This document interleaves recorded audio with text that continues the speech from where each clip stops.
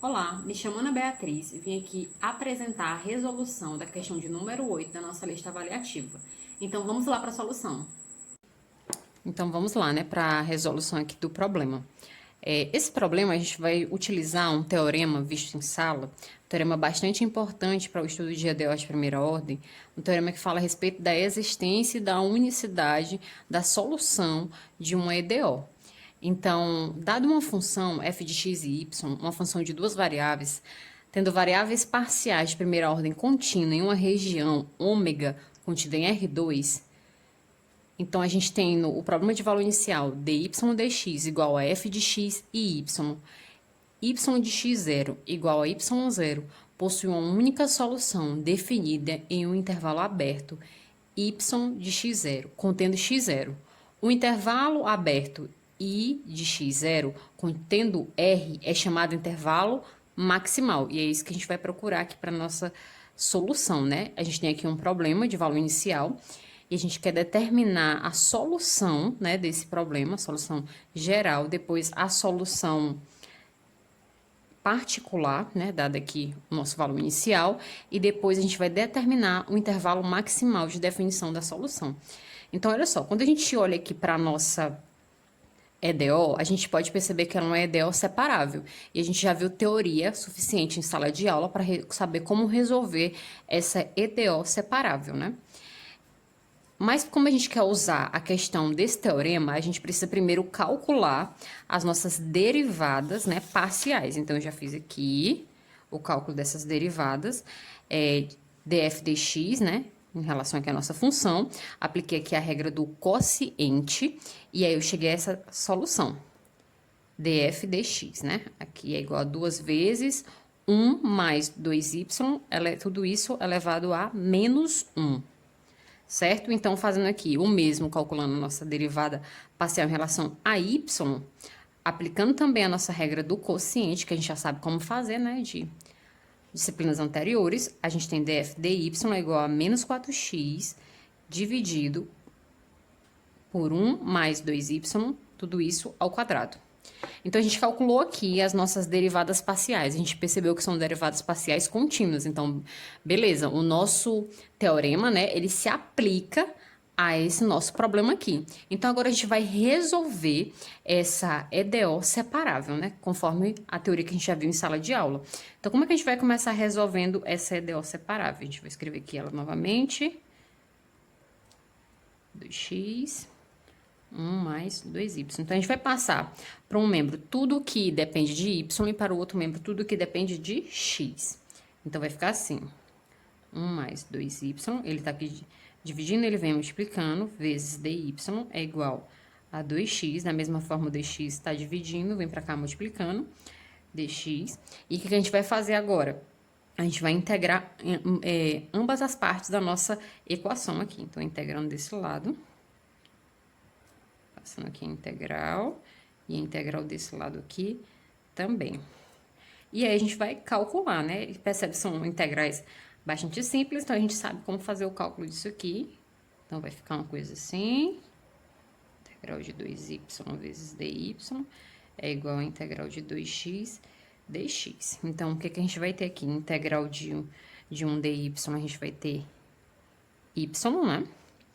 E aqui, integral de 2 y dy, a gente vai ter, vou colocar o 2 para fora, que é constante, vai ficar algo assim. E aqui desse outro lado, a gente tem o quê?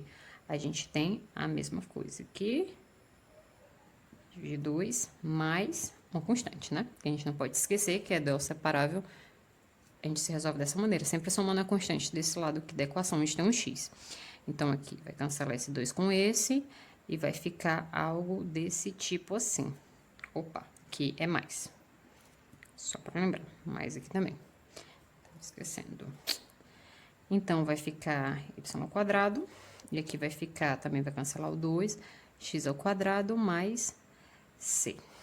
Olha só, quando a gente chega aqui a essa solução, a gente ainda não conseguiu deixar o nosso y totalmente aqui, né, isolado e em função de x. Então, o que a gente vai fazer aqui? A gente vai ter que usar aqui uma artimanha, né, para responder aqui essa questão. A gente vai somar 1/4 desse lado, mais 1/4, mais 1/4 desse lado.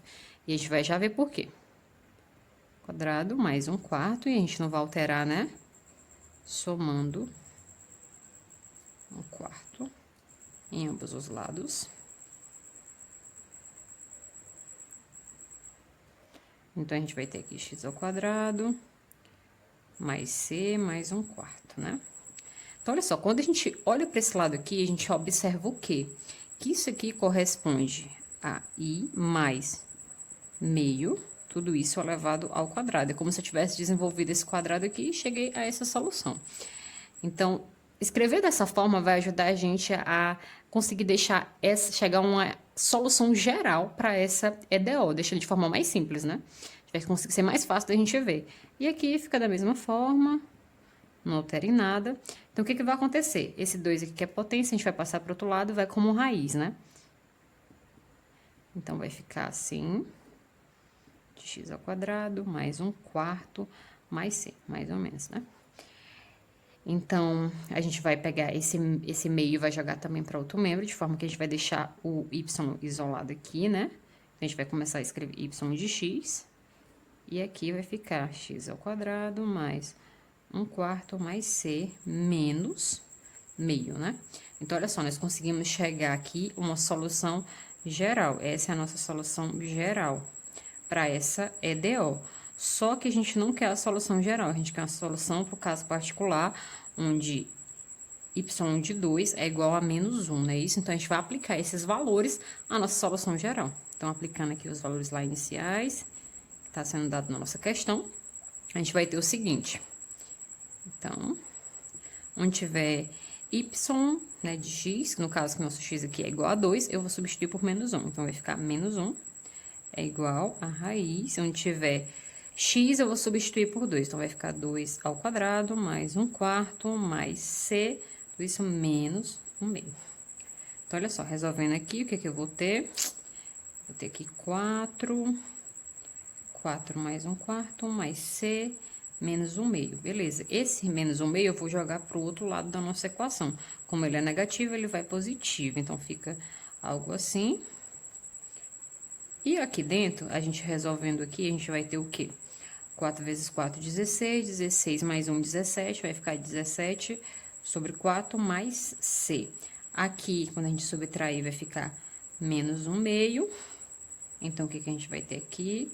Vai ficar 17/4 mais c. Então, essa raiz a gente também vai jogar novamente ela para o outro membro. E ela vai ficar, esse número aqui vai ficar ao quadrado. Então, vai ficar menos 1/2 ao quadrado. 17/4 mais c. O propósito aqui é encontrar o valor dessa constante real, né? Essa constante c. Depois que a gente encontrar esse valor, a gente aplica lá na nossa solução aqui geral. Então, a gente vai encontrar a solução particular. E depois, com isso, a gente vai encontrar o intervalo que a gente está procurando, o intervalo maximal.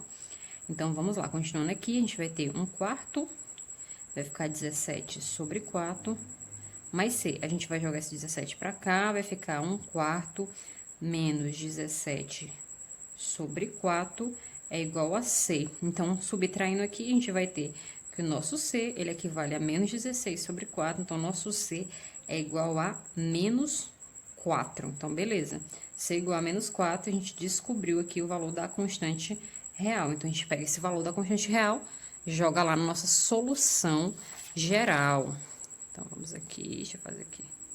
Descobriu aqui, calculou C, né? C igual a menos 4. A gente vai pegar esse valor de C e aplicar na nossa equação geral. Assim, a gente vai descobrir o intervalo para essa solução desse PVI. Então, vamos lá.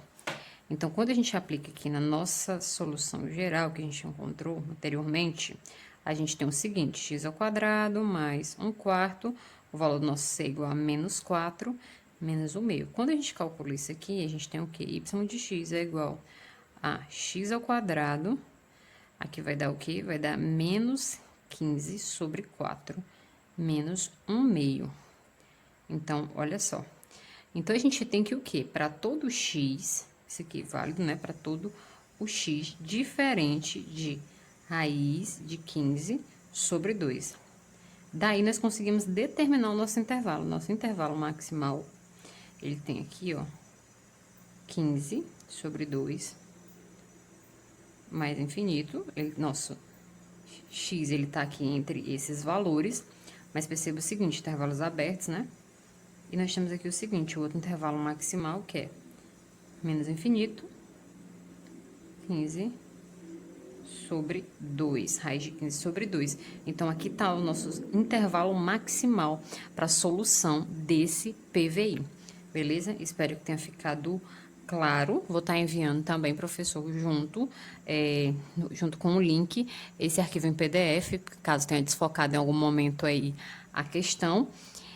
Espero ter sido clara, né? Não só ter feito as contas, tá bom? Obrigada.